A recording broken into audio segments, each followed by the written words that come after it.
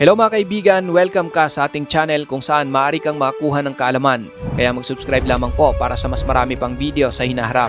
Kasama niyo ako sa iba't ibang mga kwento. At ngayon ay sama-sama nating alamin kung gaano nga ba kabrutal ang mga sundalong Hapones noong World War II. Ang videong ito ang pangalawa at huli sa dalawang bahagi ng serye na ating tatalakayin. At dito pag-uusapan natin ang lihim na laboratorio ng Japan na nagsasagawa ng ilan sa pinakamalulupit na eksperimento sa tao sa buong kasaysayan. Kasama na rito ang iba pa nilang pagiging brutal sa iba't ibang bansang kanilang nasakop.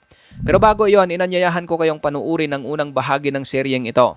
Makakatulong iyon upang mas lalo mong maunawaan kung paano ito nagsimula at paano humantong sa susunod na mga mangyayari. Habang abalang hukbo ng Japan sa pananakop sa iba't ibang bahagi ng Asya, may isa pa silang lihim na proyekto na halos walang nakakaalam noong panahon ng digmaan. Isa itong lihim na pasilidad kung saan ginamit ang mga tao bilang mga eksperimento. Ang pasilidad na ito ay tinatawag na Unit 731. Itinatag ito noong 1936 sa lungsod ng Harbin sa sinakop na rehiyon ng Manchuria. Sa labas, ipinapakita itong isang sentro ng pananaliksik para sa pag-iwas sa sakit at paglilinis ng tubig. Ngunit sa likod ng matataas na bakod nito, isinasagawa ang ilan sa pinakamalulupit na eksperimento sa tao sa kasaysayan.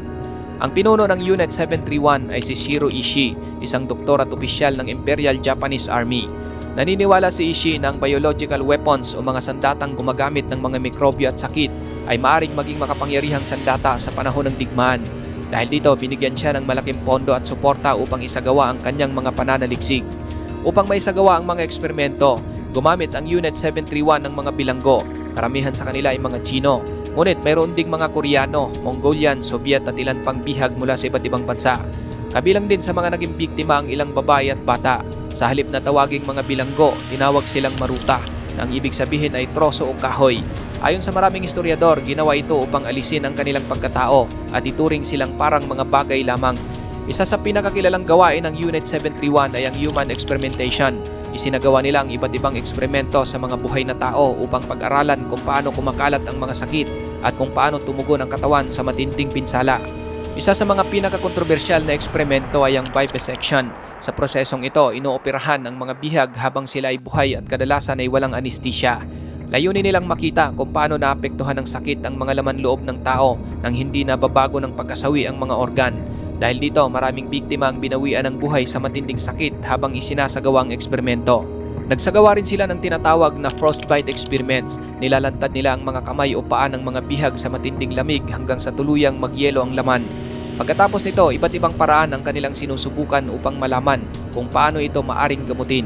Marami sa mga biktima ang nawala ng mga kamay at paa, habang ang iba naman ay tuluyang nasawi dahil sa mga pinsalang kanilang tinamo.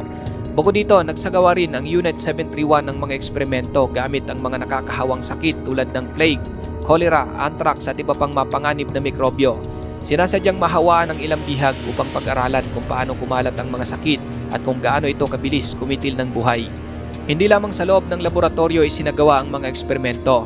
Ayon sa mga dokumento at testimonya matapos ang digmaan, may mga pagkakataong naghulog ang hukbo ng Japan ng mga pulgas na may dalang plague at iba pang kontaminadong materyales sa ilang lugar sa China. Nagdulot ito ng pagkalat ng sakit at pagkasawi ng maraming sibilyan. Dahil dito, itinuturing ng maraming historiador na kabilang ang Unit 731 sa mga unang nagsagawa ng malawakang paggamit ng biological weapons sa panahon ng makabagong digmaan. Hanggang ngayon, hindi pa rin tiyak ang eksaktong bilang ng lahat ng naging biktima ng Unit 731. Habang patuloy na lumalawak ang pananakop ng Imperial Japan, libu-libong sundalo mula sa iba't ibang bansa ang nabihag sa digmaan. Kabilang dito ang mga sundalong Pilipino, Amerikano, British, Australian, Dutch at iba pa. Ngunit para sa marami sa kanila, ang pagkabihag ay hindi naging katapusan ng laban. Sa halip, dito nagsimula ang isa sa pinakamahirap na yugto ng kanilang buhay. Noong April 9, 1942, sumuko ang pinagsamang puwersa ng mga sundalong Pilipino at Amerikano sa Bataan matapos ang ilang buwang matinding labanan. Mahigit 70,000 bihag ang napilitang maglakad ng humigit kumulang 100 kilometers mula Bataan hanggang Camp O'Donnell sa Tarlac sa ilalim ng matinding init ng araw. Sa buong paglalakbay, maraming bihag ang halos walang pagkain at tubig. Ang mga hindi na makalakad dahil sa pagod, gutom o sakit ay madalas na sinasaktan, binubugbog o kinikitil ang buhay sa tabi ng kalsada. Marami rin ang nasawi dahil sa matinding pagod, dehydration at sakit bago pa man marating ang kanilang destinasyon. Hindi lamang sa Pilipinas nangyari ang ganitong trahedya. Noong 1945, naganap din ang Sandakan Death March sa North Borneo, na ngayon ay bahagi ng Malaysia. Daan-daang bihag na karamihan ay mga sundalong Australiano at British ang pinilit na maglakad sa masukal na kagubatan habang halos wala silang pagkain at gamot. Sa libo-libong bihag na nagsimula sa sandakan, iilan lamang ang nakaligtas hanggang matapos ang digmaan. Bukod sa sapilitang paglalakad, maraming bihag ang ginamit sa forced labor o sapilitang pagtatrabaho. Pinagawa sila ng mga kalsada, tulay, paliparan at rilis ng tren sa iba't ibang bahagi ng Asya. Isa sa pinakakilalang proyekto ay ang Burma Railway na tinatawag ding Death Railway. Dito, libu-libong bihag at sibilyan ang nasawi dahil sa matinding pagod, sakit, gutom at mapanganib na kondisyon sa trabaho. Sa maraming kampo ng mga bihag, isa sa pinakamalaking problema ang gutom. Kulang na kulang ang pagkain na ibinibigay sa kanila. Madalas ay kaunting kanin lamang at manipis na sabaw ang kanilang kinakain sa loob ng isang araw. Dahil dito, maraming bihag ang mabilis na nangayayat at nagkasakit. Kumalat din ang iba't ibang sakit tulad ng malaria, ngunit kakaunti lamang ang nakakatanggap ng sapat na gamot. Marami ring bihag ang nakaranas ng malupit na panggugulpi, may ilan na pinarurusahan dahil sa maliliit na pagkakamali, habang ang iba naman ay sinasaktan upang piliting magbigay ng impormasyon. Gayunpaman, mahalagang tandaan na bagamat laganap ang ganitong kalupitan sa maraming kampo, hindi lahat ng sundalong Hapones ay kumikilo sa parehong paraan. May ilang sundalo at opisyal na mas makatao ang naging pagtrato sa mga bihag. Ngunit sa kabuuan, kinilala ng mga paglilitis matapos ang digmaan na maraming kampo ng Imperial Japan ang lumabag sa mga umiiral na batas ng digmaan tungkol sa pagtrato sa mga prisoners of war. Bueno mga kapatid, mabalik tayo sa pag-atake sa Pilipinas. Noong December 8, 1941, ilang oras lamang matapos ang pag-atake sa Pearl Harbor, sinimulan din ng Japan ang pagsalakay sa Pilipinas. Sunod-sunod nilang binomba ang mga paliparan at mga kampo ng mga sundalong Pilipino at Amerikano. Dahil sa lakas ng kanilang pag-atake, napilitang umatras ang mga puwersa ng Commonwealth at Estados Unidos patungo sa Bataan at Corridor. Pagkatapos bumagsak ang Bataan at Corridor noong 1942, halos buong Pilipinas ay napasa ilalim sa kontrol ng Imperial Japan. Sa loob ng mahigit 3 taon ng pananakop, milyon-milyong Pilipino ang namuhay sa takot, gutom at kawalan ng kalayaan. Sa maraming lugar, mahigpit ang pagpapatupad ng batas militar. Sino mang mapaghihinala ang tumutulong sa mga gerilya o lumalaban sa mga Hapones ay maaring dakpin, ikulong, pahirapan o kaya paslangin ng walang paglilitis. Isa sa pinakamadilim na pangyayari sa pananakop ng Japan ay ang Manila Massacre. Noong February 1945, habang papalapit na ang mga sundalong Amerikano at Pilipino upang bawiin ang Maynila, tumanggi ang ilang unit ng Imperial Japanese Navy na sumuko. Sa halip, nagsimula ang malawakang pagkitil ng buhay sa mga sibilyan sa iba't ibang bahagi ng lungsod. Sa loob ng halos isang buwan, tinatayang humigit kumulang 100,000 sibilyan ang nasawi sa panahon ng labanan at massacre sa Maynila. Maraming pamilya ang pinagbabaril sa loob mismo ng kanilang mga bahay. Ang iba ay tinapos ang buhay sa mga simbahan, ospital, paaralan at iba pang lugar na kanilang pinagtataguan. May mga gusaling sinunog habang may mga tao pang nasa loob. Marami ring kababaihan at mga bata ang naging biktima ng matinding karahasan. Bukod sa mga pagpatay, laganap din ang matinding pagpapahirap. Maraming Pilipino ang dinakip dahil lamang sa hinalang nakikipagtulungan sila sa mga gerilya. Ang ilan ay paulit-ulit na sinasaktan, ikinukulong sa masisikip na selda o pinapahirapan upang piliting umamin o magbigay ng impormasyon. Dahil dito, marami ang hindi na muling nakabalik sa kanilang pamilya. Libo-libong Pilipino rin ang napilitang gumawa ng sapilitang pagtatrabaho. Pinapagawa sila ng mga kalsada, paliparan, kampo at iba pang proyektong militar. Kadalasan ay wala silang sapat na pagkain, hindi sila binabayaran at napakahirap ng kanilang kondisyon sa pagtatrabaho. Marami ang nagkasakit habang ang iba naman ay nasawi dahil sa pagod, gutom at pananakit. Ngayon, hindi lamang ang China at Pilipinas ang dumanas ng kalupitan ng Imperial Japan. Habang lumalawak ang kanilang pananakop, milyon-milyong tao sa iba't ibang bahagi ng Asya ang nakaranas ng pagpatay, sapilitang pagtatrabaho, gutom at matinding pagdurusa. Isa sa mga pinakamadugong pangyayari ay naganap sa Singapore matapos itong bumagsak sa kamay ng Japan noong February 15, 1942. Ilang araw lamang matapos ang pagsuko ng mga puwersang British, nagsagawa ang hukbo ng Japan ng isang malawakang operasyon na tinatawag na Sokcheng Massacre. Layunin ng operasyong ito na hanapin at alisin ang mga Chinong pinaghihinalaang lumalaban sa Japan o sumusuporta sa China. Libo-libong kalalakihan ang inipon sa iba't ibang lugar at isinailalim sa pagsusuri. Ang mga pinaghihinalaang kalaban ay dinala sa mga tabing dagat o liblib na lugar at pinaslang. Hanggang ngayon, hindi pa rin tiyak ang eksaktong bilang ng mga nasawi. Ayon sa iba't ibang pag-aaral, maaring umabot ito mula 25,000 hanggang mahigit 50,000 katao. Sa Malaysia naman na noon ay bahagi pa ng Malaya, maraming sibilyan ang nakaranas ng matinding paghihirap sa ilalim ng pananakop. Maraming komunidad ang nawala ng pagkain at kabuhayan. Ang mga pinaghihinalaang tumutulong sa mga gerilya ay madalas ding dinarakip, pinapahirapan o pinapatay. Libo-libong tao rin ang sapilitang pinagtatrabaho sa mga proyektong militar ng Japan. Nasakop din ng Japan ang Indonesia na noon ay kilala bilang Dutch East Indies. Dahil mayaman ang Indonesia sa langis at iba pang likas na yaman, naging mahalaga ito sa plano ng Japan. Sa panahon ng pananakop, libo-libong Indonesian ang ginawang rumusya o mga sapilitang manggagawa. Dinala sila sa iba't ibang lugar upang gumawa ng mga kalsada, paliparan, daungan o iba pang pasilidad ng militar. Marami sa kanilang hindi na nakabalik sa kanilang mga pamilya dahil namatay sila sa gutom, sakit o matinding pagod.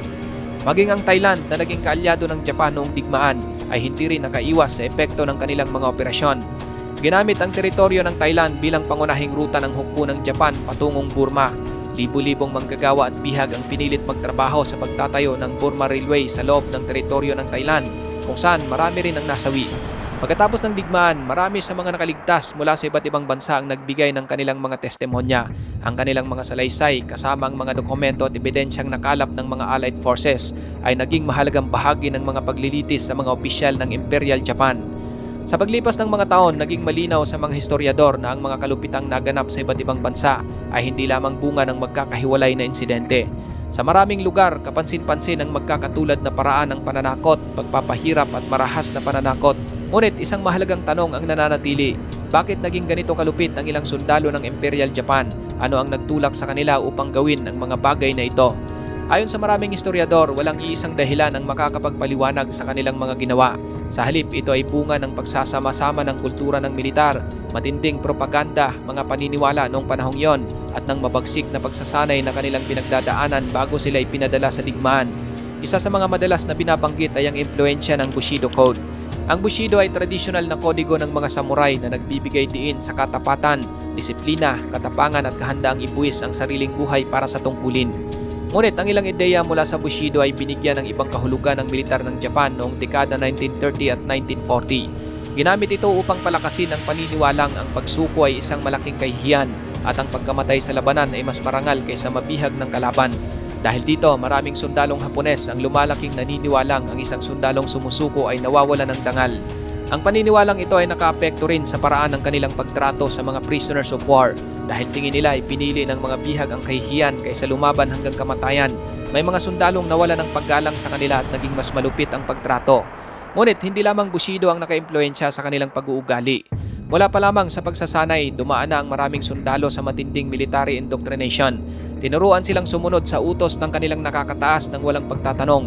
Itinuturo rin sa kanila na ang emperador ay dapat paglingkuran ng buong katapatan at ang kapakanan ng bansa ang mas mahalaga kaysa sa sariling buhay. Napakahigpit din ng training sa Imperial Japanese Army. Karaniwan ang binubugbog at pinaparusahan ng mga bagong sundalo kahit sa maliliit na pagkakamali. Layunin itong gawing matatag at masunurin ang bawat miyembro ng hukbo.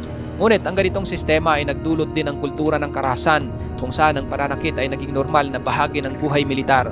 May malaking papel din ang ultranationalism. Noong mga panahong yon, pinapalaganap ng pamahalaan ang paniniwalang ang Japan ay iisang natatanging bansa na may misyon na pamunuan ng Asya. Dahil dito, maraming mamamayan ang lumalaking naniniwalang tungkulin nilang palawakin ang impluensya ng kanilang bansa kahit pa mga hulugan ito ng pananakop sa ibang lupain. Kasabay nito, lumaganap din ang paniniwalang mas mataas ang kanilang lahi kaysa sa ibang mga tao. Sa propaganda ng digmaan, ang mga kalaban ay madalas ilarawan bilang mababang uri ng tao o bilang mga hadlang sa kinabukasan ng Japan. Kapag ganito ang paulit-ulit na itinuturo sa mga sundalo, mas nagiging madali para sa ilan na mawala ng awa sa kanilang mga kalaban at maging sa mga ordinaryong sibilyan.